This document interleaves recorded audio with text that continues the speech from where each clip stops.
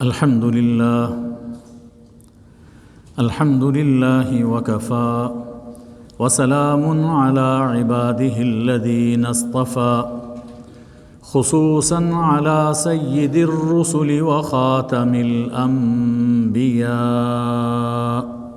وعلى آله وصحبه نجوم الهدى أما بعد فأعوذ بالله من الشيطان الرجيم بسم الله الرحمن الرحيم يا أيها الذين آمنوا اركعوا واسجدوا واعبدوا ربكم وافعلوا الخير لعلكم تفلحون صدق اللہ مولانا العظیم۔ سورہ الحج آیت نمبر 77 تلاوت کی گئی ہے۔ ارشاد باری تعالیٰ ہے، اے لوگو جو ایمان لائے ہو، رکوع کرو، سجدہ کرو، اپنے رب کی عبادت کرو، نیک کام کرو، خیر کے کام کرو تاکہ تم فلاح پا جاؤ۔ سب سے پہلے ایمان کا ذکر ہے، پھر رکوع اور سجدے کا ذکر، اس کے بعد نیک کاموں کا ذکر ہے۔ زندگی میں زندگی یوں گزاری جائے تو اللہ جل شانہ نے یہ فرمایا کہ تبھی تمہیں فلاح نصیب ہو سکتی ہے، فلاح دنیا میں بھی اور فلاح آخرت میں بھی۔ صاحبو، دو چیزیں ہیں، ایک ایمان ہے اور ایک عمل ہے۔ یہ بالکل ایسے ہی ہیں جیسے جسم اور روح۔ روح جسم میں ہوتی ہے اور جسم میں ہونے سے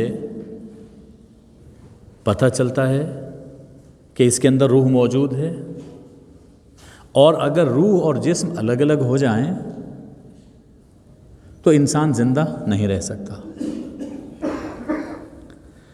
ایسا ہی کچھ معاملہ ایمان اور عمل کا ہے۔ ایمان روح کی طرح ہے، ایمان روح کی طرح ہے، اور ایمان عمل کے قالب میں، عمل کے جسم میں جلوہ گر ہوتا ہے۔ اگر عمل نہیں ہے تو کیسے پتہ چلے گا کہ یہ ایمان اس میں ہے یا نہیں ہے؟ ایمان کا پتہ تبھی چلتا ہے جب اس پر عمل کیا جائے۔ ایمان اعمال سے ظاہر ہوتا ہے، اور اگر صرف عمل ہے لیکن ایمان نہیں ہے تو جسم ہے لیکن روح نہیں ہے، اور ایمان ہے عمل نہیں ہے تو روح ہے لیکن جسم نہیں ہے۔ تو دونوں جب ملتے ہیں آپس میں تو تبھی زندگی مکمل ہوتی ہے۔ اس کے بعد دیکھیے کہ اعمال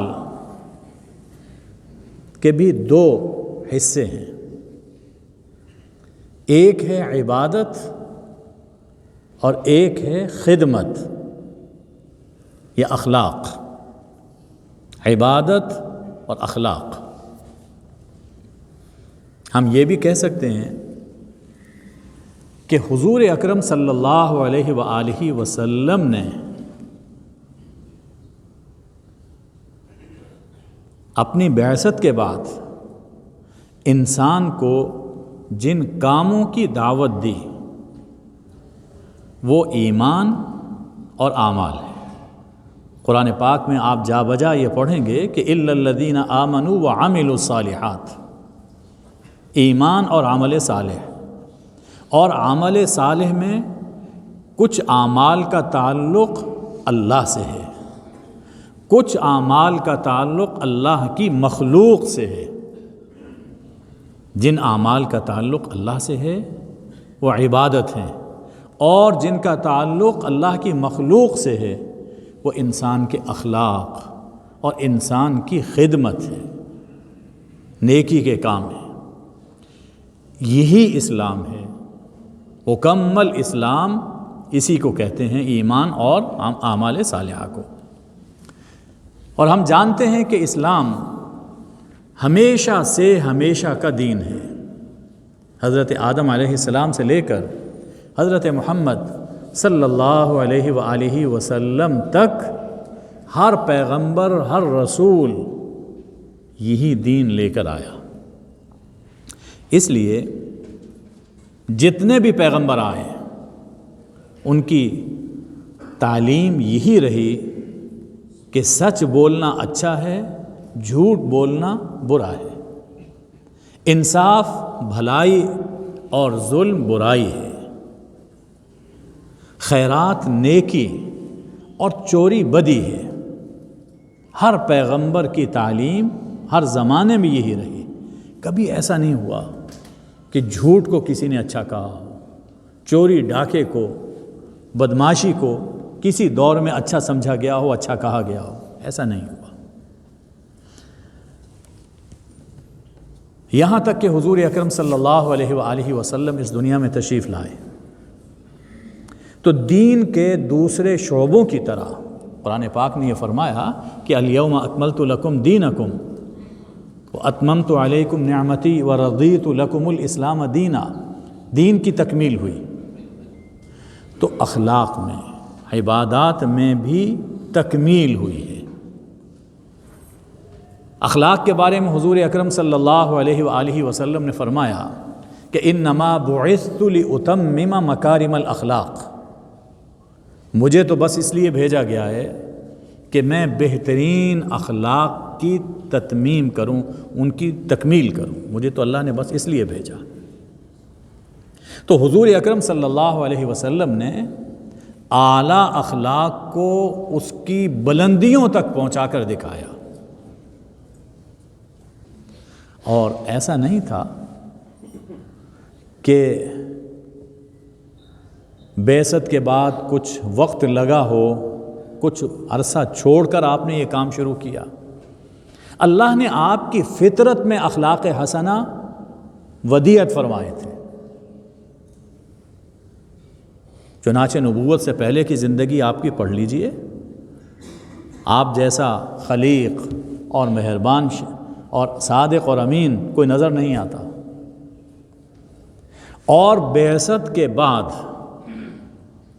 آپ نے صرف عبادت کی تلقین نہیں فرمائی بلکہ اس کے ساتھ اخلاق کی تعلیم بھی دی۔ سیرت میں ابو ذر، جو ابھی حضرت ابو ذر نہیں بنے تھے، واقعہ مذکور ہے، انہوں نے اپنے بھائی کو بھیجا، جاؤ مکہ جاؤ اور پتہ کرو جس محمد کا ہم شہرہ سن رہے ہیں وہ کیسے ہیں، کیا کہتے ہیں، جا کے پتہ کر کے آؤ۔ تو ان کے بھائی نے واپس جا کر رپورٹ دی، اس کا حاصل یہ تھا رأیتہ یأمر مکارم الاخلاق،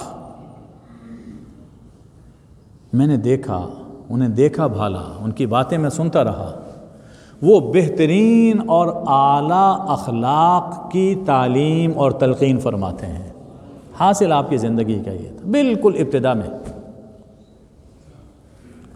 اور اسی ابتدائی سالوں میں جب حبشہ کی جانب ہجرت ہوئی ہے تو حضرت نجاشی رضی اللہ عنہ جو بادشاہ تھے وہاں کے، اور انہوں نے اسلام قبول کر لیا تھا، تو ان کے سامنے حضرت جعفر طیار رضی اللہ عنہ نے اسلام کا حاصل بیان کیا۔ جب اسامہ نجاشی نے پوچھا کہ وہ رسول کیا کہتے ہیں تو حضرت جعفر نے کہا کہ بادشاہ، ہم لوگ ایک جاہل قوم تھے،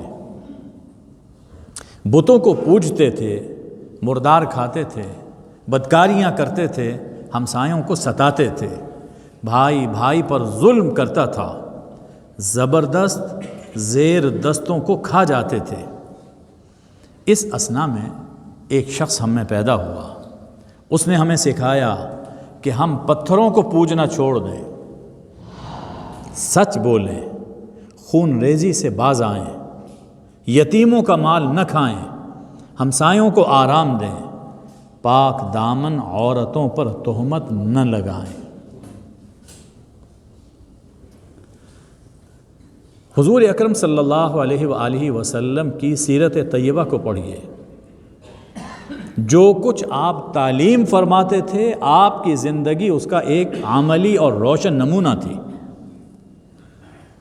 اسی کو اللہ جل شانہ نے قرآن مجید میں فرمایا کہ وَإِنَّكَ لَعَلَىٰ خُلُقٍ عَظِيمٍ، اور اے حبیب یقیناً آپ عظیم اخلاق کے اعلیٰ مرتبے پر فائز ہیں، آپ ایک اعلیٰ کردار کے حامل ہیں، آپ کی سیرت نہایت اجلی، نہایت ستھری سیرت ہے۔ تو آج چند باتیں حضور اکرم صلی اللہ علیہ وسلم کے خلق عظیم، آپ کے اخلاق حسنہ کے بارے میں عرض کی جا رہی ہیں، تاکہ آپ کی سیرت سے ہم اپنی زندگیوں میں کچھ روشنی حاصل کر سکیں۔ حضور اکرم صلی اللہ علیہ وسلم کی زندگی دو حصوں میں ہم اس کا جائزہ لے سکتے ہیں۔ ایک زندگی کا حصہ ہے پرسنل لائف ہے، ذاتی زندگی ہے، اور دوسرا حصہ پبلک لائف ہے، عوامی زندگی۔ آپ کی ذاتی زندگی کیسی تھی؟ احادیث میں ہے، حضرت انس رضی اللہ تعالیٰ عنہ روایت فرماتے ہیں کہ نبی اکرم صلی اللہ علیہ وآلہ وسلم مریض کی عیادت کیا کرتے تھے۔ یہ باتیں جب ہم سن رہے ہیں تو ہمیں حضور صلی اللہ علیہ وسلم کا بلند مرتبہ اپنے ذہن میں رکھنا چاہیے، اور جائزہ لیتے جائیں کہ آج جن کو بڑا سمجھا جاتا ہے، خاص سیاسی طور پر یا مذہبی طور پر، ان کا حال ہم کیا دیکھتے ہیں، اور حضور صلی اللہ علیہ وآلہ وسلم جو ہر اعتبار سے، سیاسی، دینی، ہر اعتبار سے بلند ترین شخصیت ہیں، آپ کا اخلاق کیا ہے؟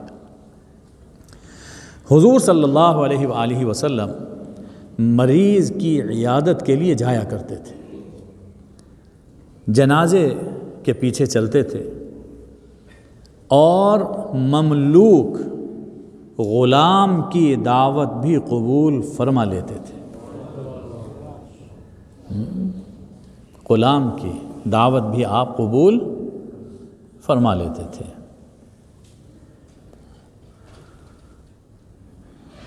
بات ایک یاد آ گئی، اور وہ ہمارا حال ایسا ہی ہے۔ ایک عالم سے کسی نے کہا، یہ میرے سامنے کی بات ہے، کہ قبلہ غریب خانے پر تشریف لائیے، آپ کی دعوت ہے۔ فرمایا کہ بھائی ہم امیر خانے پہ جایا کرتے ہیں، غریب خانے پہ نہیں جاتے۔ خیر یہ تو ایک لطیف بات انہوں نے کہی، لیکن حال ایسا ہی ہے۔ امیر خانے کی دعوتیں قبول کی جاتی ہیں، غریب خانے کی دعوت قبول نہیں کی جاتی۔ حضور صلی اللہ علیہ وسلم غریب نہیں، مملوک غلام کی دعوت بھی قبول فرماتے تھے۔ وَيَرْكَبُ الْحِمَارِ، آپ گدھے پر بھی سوار ہو جاتے تھے۔ اس زمانے میں اونٹ، گھوڑے، گدھے سواری کے لیے استعمال ہوتے تھے۔ قرآن پاک نے ان سواریوں کا ذکر فرمایا۔ تو گدھے کی سواری سب سے معمولی سواری، آپ کے پاس بہترین سواریاں موجود تھیں، قصوہ اونٹنی موجود تھی، گھوڑے بھی موجود تھے، لیکن اس کے باوجود آپ ضرورت ہے تو گدھے پر بھی سوار ہو جاتے تھے۔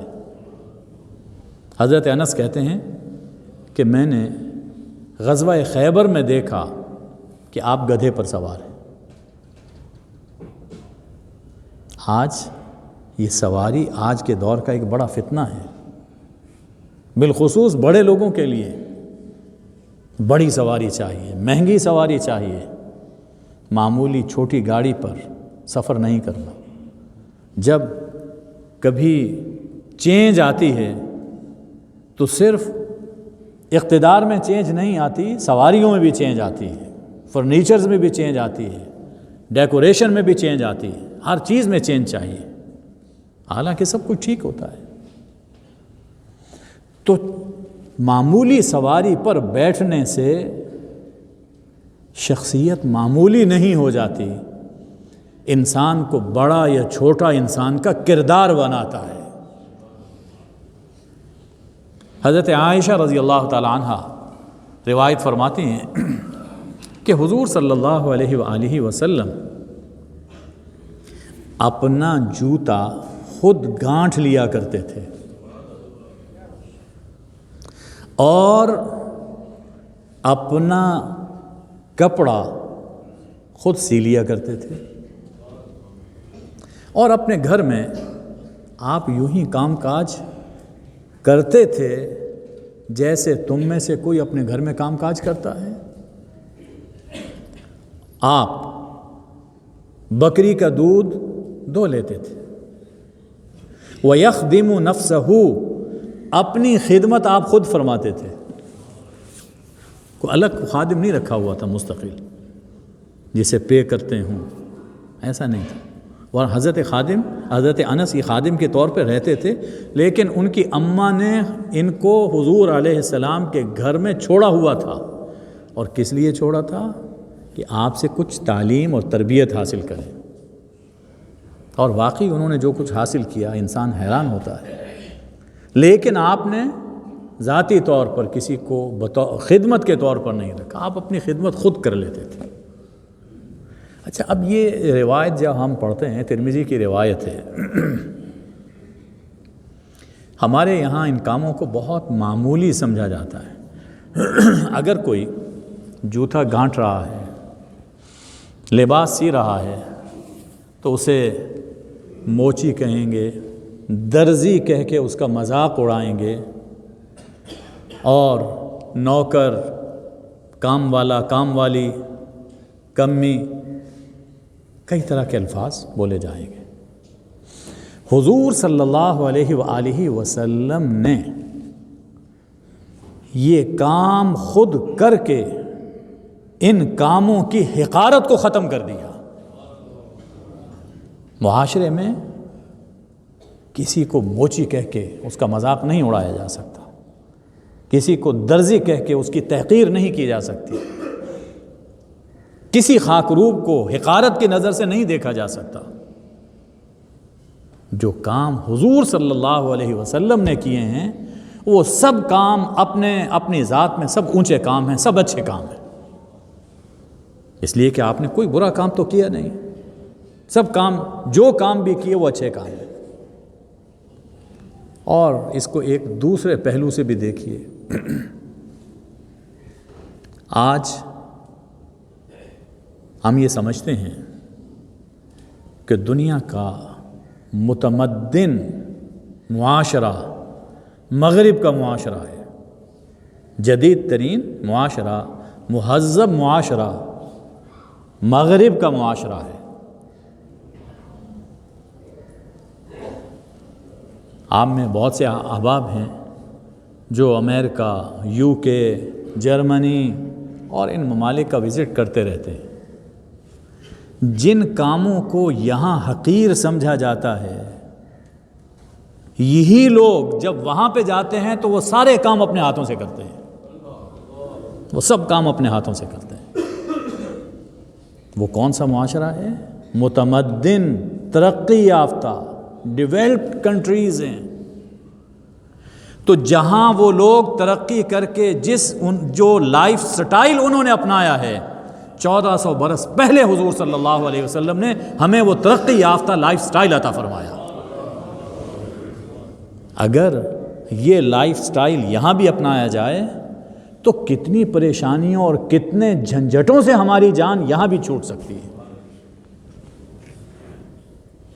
حضور صلی اللہ علیہ وسلم، دنیا آج جہاں پہنچی ہے، حضور نے ہمیں 1400 برس پہلے ہمیں وہاں پہ پہنچایا۔ یہ آپ کے گھر کی زندگی۔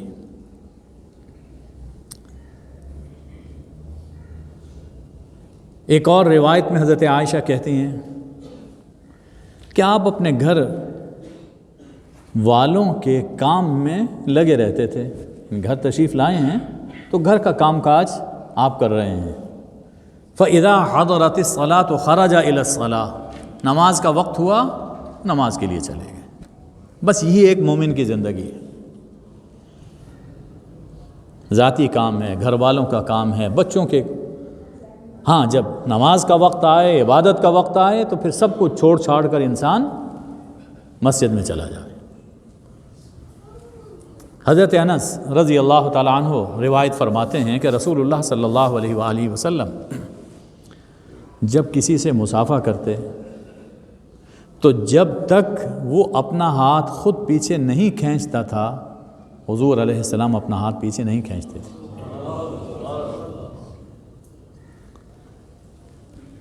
اور جب تک وہ خود کسی اور طرف متوجہ نہیں ہوتا تھا، آپ اپنی پوری توجہ اس پر رکھتے تھے۔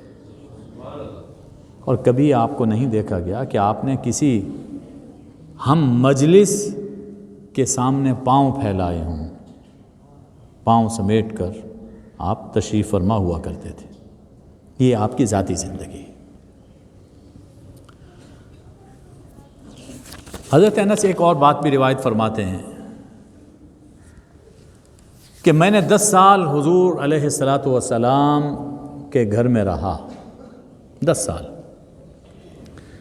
آپ نے کبھی مجھے اف نہیں کہا، کبھی یہ نہیں کہا کیوں نہیں کیا، اور کبھی یہ نہیں کہا کہ یہ کام کیوں کیا ہے۔ سبق دیا کہ نوکر بھی انسان ہے، نوکر بھی انسان ہے۔ اگر تم انسان ہو تو اس سے انسانوں والا سلوک کرو۔ ایسا نہیں ہے کہ ذرا سی غلطی ہوئی تو آئرن گرم کیا اور اس کے جسم پہ لگا دی، ایسا مارا کہ اس کے کان پھٹ گئے، ناک ٹوٹ گئی، ہرگز جائز نہیں۔ یہ ظلم ہے، یہ ظلم ہے۔ حضور صلی اللہ علیہ وسلم کے اخلاق یہ ہیں کہ محبت سے کام کیا جاتا ہے، محبت سے کام لیا جاتا ہے۔ اب دیکھتے ہیں کہ پبلک لائف آپ کی کیسی تھی، عوام سے آپ کا انٹریکشن کیسا تھا۔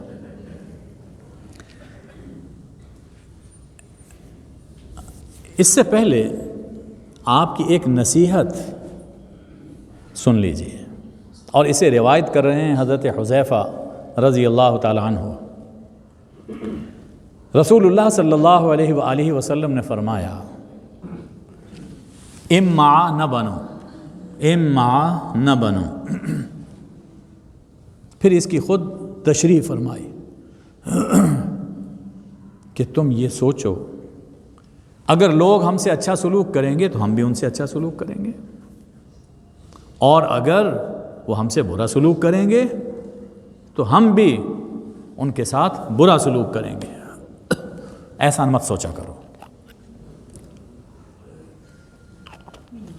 اپنے آپ کو اس بات کا خوگر بناؤ، اپنی عادت یہ بناؤ کہ اگر لوگ تم سے بھلا سلوک کریں تو ان سے بھلا سلوک کرو، اور اگر وہ تم سے برا سلوک کریں تب بھی ان پر ظلم نہ کرو، تب بھی ان پر ظلم نہ کرو۔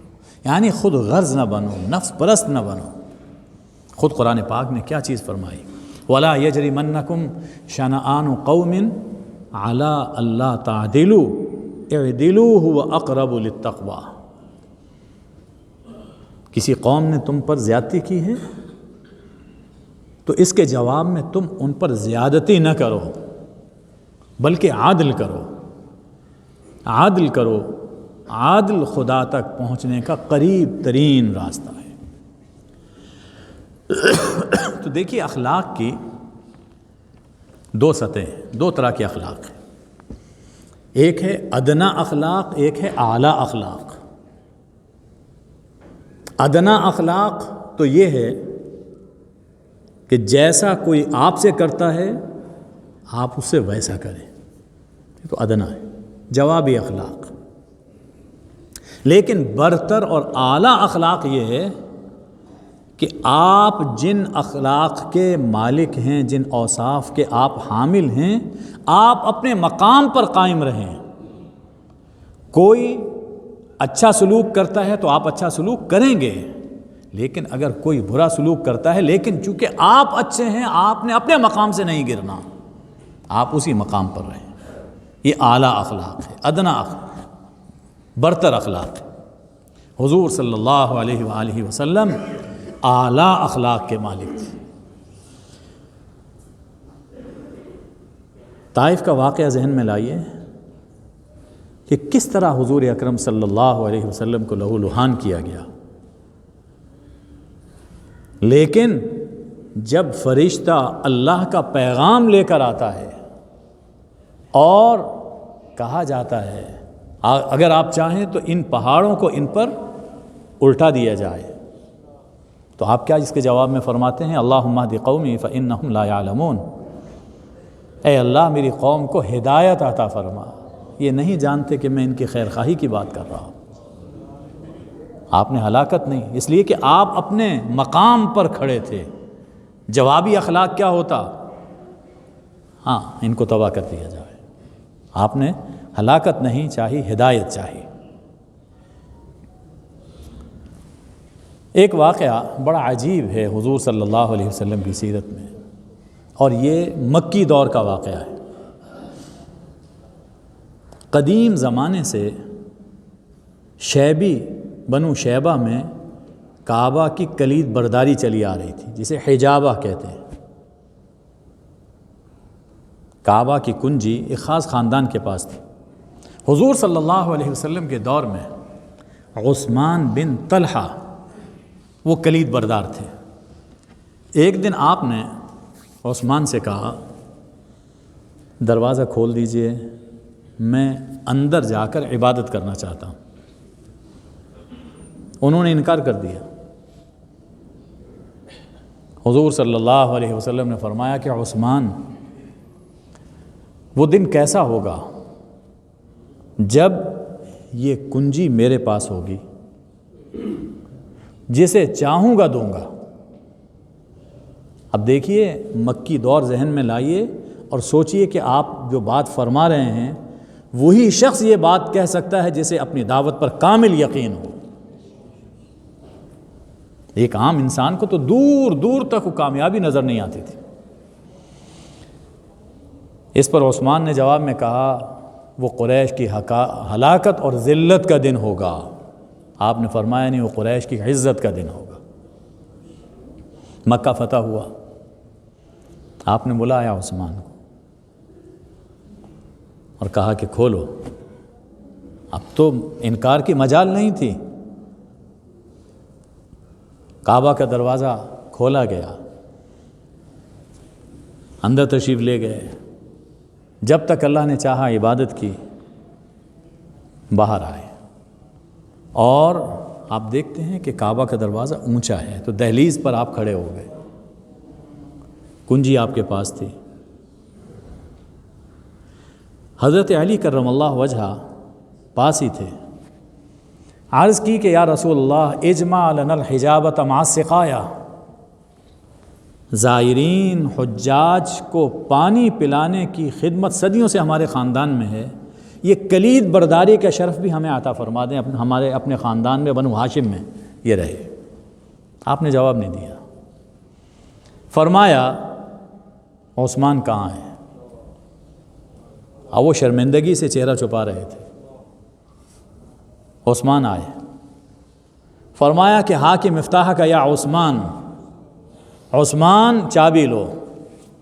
الیوم یوم بر و وفا، آج نیکی کا دن ہے، آج وفا کا دن ہے، آج عزتیں بڑھانے کا دن ہے. میں کسی کو ذلیل کرنے کے لیے نہیں آیا، میں لوگوں میں عزتیں بانٹنے کے لیے آیا. اور چابی لو اور یوں لو کہ خذوہا خالدتاً تالدتاً لا ینزعها منکم الا ظالم، یہ ہمیشہ ہمیشہ تمہارے خاندان میں رہے گی، اور جو تم سے یہ چابی لے گا وہ ظالم ہوگا. ذرا کرم کا اندازہ کیجئے، خاندان آتے ہیں وجود میں، ایک نسل، دو نسل، چار نسل، ختم بھی ہو جاتے ہیں. حضور صلی اللہ علیہ وسلم نے اس کے انکار کے جواب میں دشمنی نہیں پالی، دل میں بغض نہیں رکھا، نہ صرف چابی ان کو لوٹائی بلکہ بشارت دے دی کہ تمہارا خاندان بھی قیامت تک باقی رہے گا. اور آج تک وہ خاندان باقی ہے اور چابی انہی کے خاندان میں موجود ہے. تو یہ اخلاق ہیں حضور اکرم صلی اللہ علیہ وسلم کے، کہ ہمیں اپنے اخلاق کی سطح بلند کرنی چاہیے اور اس بلند سطح پر قائم رہنا چاہیے. سامنے والا جو چاہے کرے، ہمیں اپنے مقام سے نیچے نہیں گرنا چاہیے. وَلَا تَسْتَوِي الْحَسَنَةُ وَلَا السَّيِّئَةُ، دیکھو نیکی اور بدی برابر نہیں ہوتے.